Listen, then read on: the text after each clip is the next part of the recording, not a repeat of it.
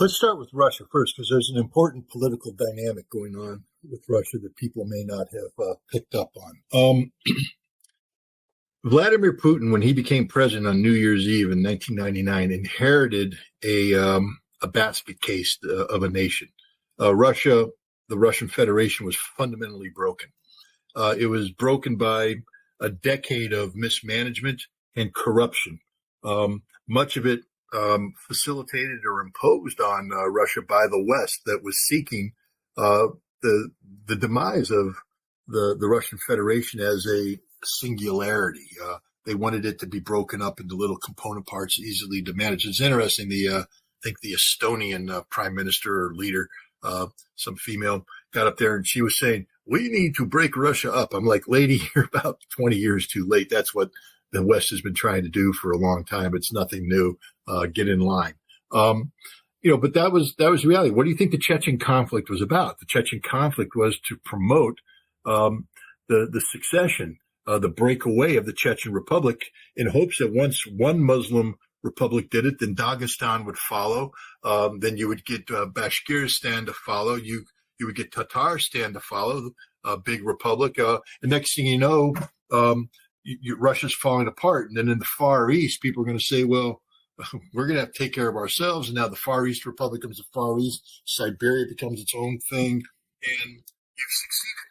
Chechnya was all about that. That was the CIA's master plan. Putin has talked about this, but everybody ignores it. They pretend it didn't happen, but it happened, and it's real. The corruption of the oligarchs, again, helped created by the West for the purpose of destroying the Russian economy while enriching the West, basically to weaken Russia while stealing its wealth. And this is what the oligarchs did. And they were a very powerful class. Putin inherited this broken country, and how do you fix it? I mean, if you've ever,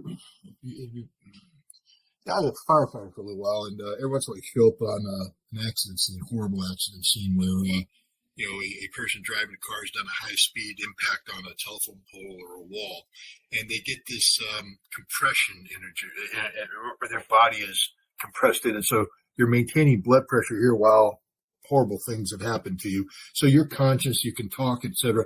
But the second you free them, the body goes into shock, and basically they're going to die.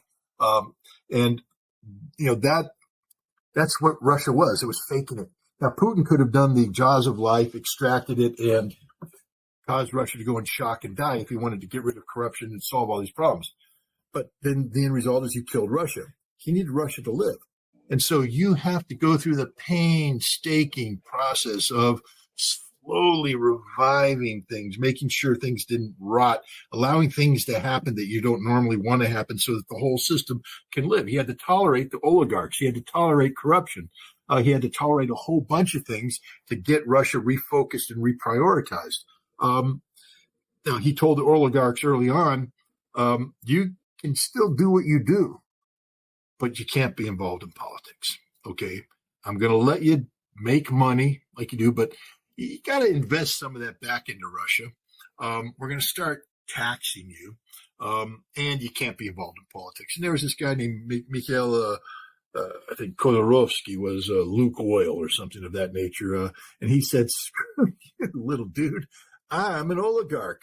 I'm the guy who's supposed to be running Russia. You weren't supposed to be brought up. I was supposed to be the guy that was going to come in and run Russia. So I'm going to run Russia anyways." And Putin went, "Fine, you're under arrest. I liquidate Luke Oil, and you're in jail." And all the other oligarchs going, you can't do that. And Putin went, "Oh, but I did. And I'll continue doing it if you want to play this game." But Putin also knew that if he did that to all the oligarchs, you'd have economic collapse, and that'd be the end of Russia. So compromises were made. Over time, Putin started to tighten the screws and get control. But it took time. Again, you can't have shock therapy. You got to let this thing play out over time. On the eve of the special military operation, the Russian oligarchs were still a power. I mean, Putin had humiliated. There's a famous video, I think, dating back to when he was prime minister in 2008. He went up to a factory in the St. Petersburg area that was, he had put out conditions, what needed to be done, et cetera. And he got there and none of it had been done. And he called in all the oligarchs and he basically said, guys, I will sell this thing, put it under new management and fire you all.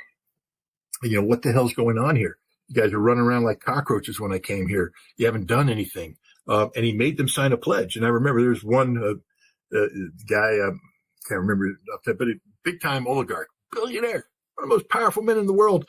He was pissing his pants like a little schoolboy when Putin said, you didn't sign this. Come here. Threw a pen down, said, put your name on that. And the guy signed the document, tried to walk away with Putin's pen. Putin said, give me the pen back. And I mean, that's how Putin treated him. So Putin started to become more and more assertive as what we call the norms of civil society would start to be imposed. A sound taxation program, a budget that makes sense, oligarchs, not being allowed to take all their money out, having to reinvest to bring control and stability to the Russian, but they still existed. What did the West do? They sanctioned the oligarchs. It's the biggest gift you could ever get of Vladimir Putin because he still didn't know how to solve. I mean, I'm guessing because he hadn't solved them in a quarter of a century. They were still there, hanging around. And suddenly the West went, we're going to sanction you. We're going to steal all your yachts, seize all your assets. And Putin's going, oh, thank you very much, because you just disenfranchised them. You made them disappear. They're no longer viable. They're no longer a threat. And now Putin could move in aggressively and fill that vacuum with Russian Federation, rule of law kind of stuff. And one of the big things that happened because of the sanctions is Russia no longer you couldn't take money out of Russia. First of all, the West wouldn't let you because of sanctions. And second of all, Putin said, you can't do that either. Everything got reinvested back in. And so instead of being starved for capital, Russia was suddenly awash with investment capital when they were being sanctioned by the world. Instead of factories shutting down, you had people running around saying, how do we build more factories to replace the industrial capacity that's been limited because of sanctions? We're going to build it in Russia. We're going to do everything here in Russia, or we're going to work with the Chinese and have them build it, or we're going to build it for the Chinese. All this money is getting invested. When I went to Russia back in May of last year, I have to tell you, I'm going to these cities, Ekaterinburg, Novosibirsk. Novosibirsk is the third largest city, the largest growing economy in Russia during sanctions. And when you come there and the skyline is just wall-to-wall cranes, new construction, new construction, new construction. The head of the investment development agents, they're signing $500 million contract here, $300 million contract there. Thriving economies during sanctions. That's because of Western sanctions, and Putin adjusted that. So he solved the oligarch problem. Then they turned around. One of the big problems that Putin had is that the Russian economy was interwoven with the West so tightly that you had about 20 to 30% of the population that would never allow Putin to do the full divorce with the West.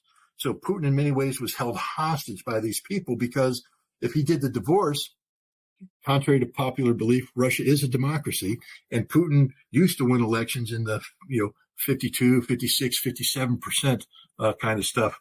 So if you have a population of 20 to 30% who are happy to vote for Putin as long as they continue to have their nice little Western-style economies and their little liberalism kind of stuff, but the second Putin tries to take control of that, they flip and vote him out of office. Couldn't touch them.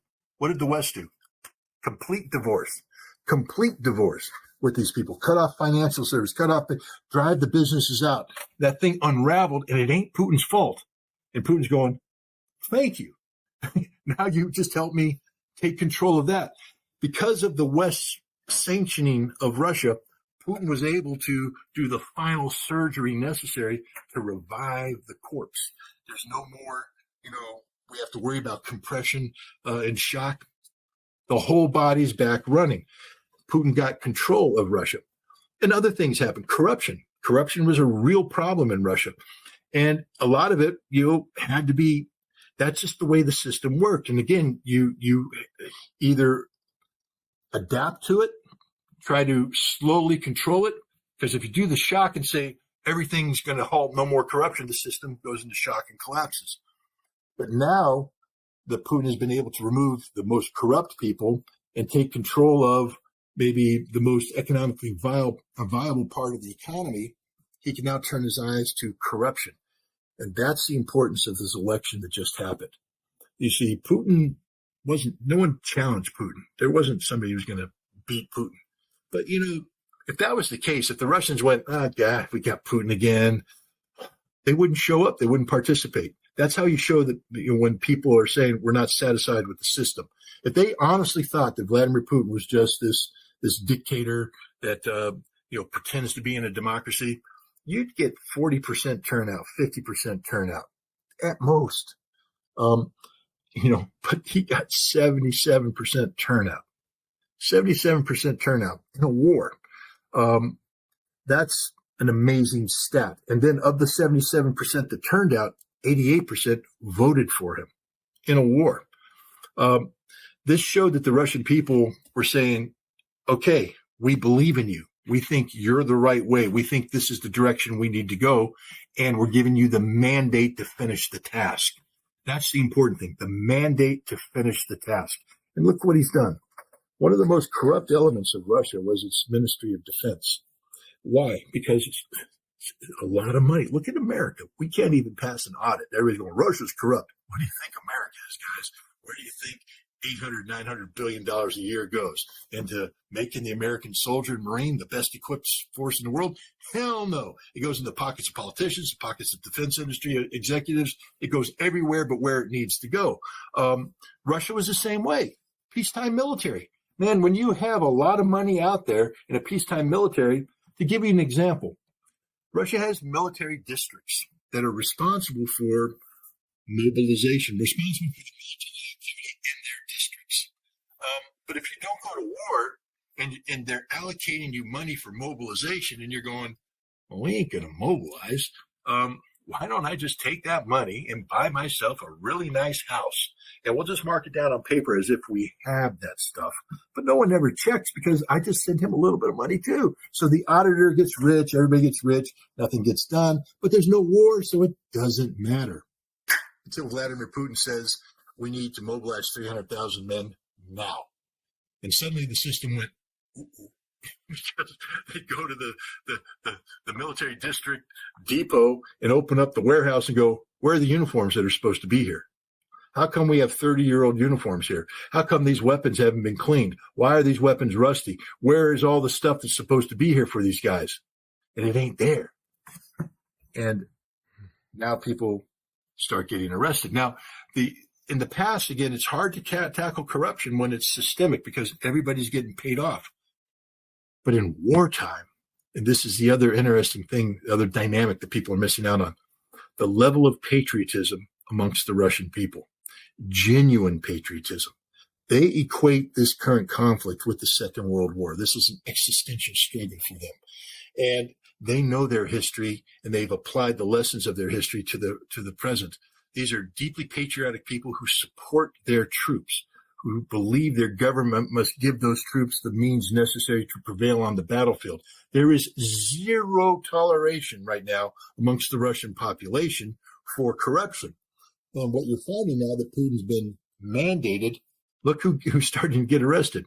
All the generals, all the guys that in the peacetime were making good money, even effective generals like I think Colonel General Popov, commander of the 58th Army in the Southern Military District. He led the successful defense of the Zaporizhia front against the Ukrainian NATO / counteroffensive of the summer of 2023. Should be given a gold star, Hero of Russia. No, under arrest. What for? Corruption, mismanagement of resources. He was given money to do things and he didn't do it. Other people are getting arrested too. They're cleaning house. I'm not saying Shoigu was corrupt. I'm saying Shoigu was part of a system that had to tolerate corruption in order to keep Russia alive. That was one of the things about the early years of Putin, is that a certain amount of corruption had to be tolerated because if you tried to shut it all down, the system goes into shock. Right now, the system is shock-proof by patriotism reflected in an election that gave Putin this broad mandate to clean house, and he's doing that. They replaced Sergei Shoigu with Andrei Belousov. an economist, a very good economist, by the way, so good that he predicted the 2008 economic downturn, the 2012 economic downturn. He's the great cardinal, the man who whispers in the ear of Vladimir Putin and the prime minister and all the people telling them the reality of the economy. He doesn't sugarcoat anything. And so he's been picked to head the Ministry of Defense, not because of his military brilliance. He doesn't need to be militarily brilliant. He's going to make the military the Ministry of Defense get the biggest bang for its buck. And this should scare the living dog poop out of NATO, you see, because NATO and America have this military machine that is as corrupt, as inefficient as the day is long. We spend more money on nothing than you can possibly imagine. And the Russians were spending a lot of money on nothing too. And Belousov's job is now to come in and make sure that every ruble that gets allocated for defense gets spent on what it's supposed to do to maximize the output. The Russians already have PPP. It's late at night, Danny. PPP. It is something to deal with the fact that what costs in America doesn't. Purchasing power parity. Purchasing power parity. Purchasing power parity. Basically, that Russia gets a bigger bang for the buck. So that's why Russia can accomplish with $60 billion what we accomplish with $800 billion. But still, that $60 billion ain't getting squeezed in the way it knew. What Putin's going to do is turn that $60 billion into even more effective spending by making sure that there is no corruption, to fine-tune the system, to get it to work the way it's supposed. And that's Belousov's, that's what he's known to do. So he's going to be set free on cleaning house in the Ministry of Defense to get defense industry functioning properly. And one of the key aspects of this defense industry, too, is that right now it's very hot. A lot of investment going into the defense industry. And the Russians have learned from their Soviet era experience that you can't have a defense industry that's too hot. That leads to imbalances in the in the economy, and compromises are made, and then the system falls apart. His job is to come in and keep the defense industry operating at maximum effectiveness, but to ensure that there's a balance with the civilian industry, so that the civilian industry doesn't get out of whack, that supply chains don't become too focused on defense, not focused on enough on this, especially in an area of sanctions where you can't buy from the West to make up for deficiencies in Russian civilian industry. The Russians right now have important things that have to be done from a civilian industry standpoint because of sanctions. And they've had that tremendous ability to reinvest money so that they can build the factories necessary to replace that. What you don't want is to be diverting all those resources into defense industry, leaving these gaps that leads to a decline in overall economic health. This is strategic thinking on the part of Putin. Putin is thinking long term. He's not somebody sitting there going, I'm in a panic. The West is doing this, Ukraine. We have to maximize defense output. Damn the torpedoes, full speed ahead. Let's do this, baby. He's sitting there going, hey, we're doing okay. We need to do a little bit better. But we have to do it in a way that's sustainable in the long term. Because Russia plans on winning this war and coming out of this war stronger than it comes in. And that's what Putin is doing. This is the political aspect of what's going on in Russia right now. Russia's becoming stronger by the day. They're cleaning house. They're becoming much more efficient in how they operate. There's no panic whatsoever. And Putin has this mandate that's unbelievable. Unbelievable. Now we go to the West. First of all, briefly, Ukraine. The most corrupt place on the planet. Not a democracy. It's a dictatorship. Now we know it's a military dictatorship. Literally, the man who calls himself the president of Ukraine operates without an electoral mandate. He operates under martial law. He's a dictator. The parliament that he has, likewise, hasn't been elected properly. They've been extended operating under martial law to rubber stamp whatever the president wants them to rubber stamp. The president and the parliament are amongst the most corrupt in the world. Seymour Hersh, the great Pulitzer Prize winning investigative journalist, has talked about how William Burns, the director of the CIA, had to go into Ukraine and tell tell Zelensky, don't be so corrupt. You're too greedy. You took $400 million out of the last allocation. That's too much. You got to tone down your corruption. I mean, how is it? So America doesn't say don't be corrupt. America just says tone down your corruption, because we understand the reality that there's an inherent level of corruption that has to be tolerated for Ukraine to exist. But unlike Russia, Zelensky's not sitting there going, how do I bring this under control? Zelensky's saying, how do I get more into my pockets? How do I make myself richer? How do I help my political allies get richer? This money that we sent to Ukraine ain't getting spent on what it's supposed to be. And the quickest way to prove that is take a look at the state of defenses of Kharkov. You know, they allocated billions of dollars that were supposed to be spent on digging trenches, reinforcing, lining with concrete, putting timbers overhead, interlocking fires, in depth, triple lines of defense, the whole thing. None of it got done. Why? The money allocated for it went into people's pockets. Corruption. This money we sent, there was supposed to be like 9-point-something billion that were supposed to go to help pay the pensions of the pensioners and pay the salaries of people. They ain't getting paid. That money went into politicians' pockets who are already fleeing. That money's already in a bank account in London somewhere, in Switzerland somewhere, buying property in Miami somewhere. That's what the money is. And we knew this, giving it to the Ukrainians. We knew it. We in the West are politically in a state of dysfunction because of this war. We can't be honest with ourselves about what's really going on, because we have painted ourselves into a corner where we have to rhetorically continue to support failed policy because of the political ramifications of this, especially in the United States, where we're in the silly season of an American presidential election where everything gets magnified, in a grander scale than it actually is. The Russians are operating with reality. In the West, we're operating based upon a politically motivated fiction, a fantasy world. And if you just think about it, everybody acknowledges that there's problems going on with Ukraine. How do you define a problem? The first step to define, or to how do you solve a problem? The first step is to properly define the problem, so that whatever solution you come up with is addressing the problem at hand.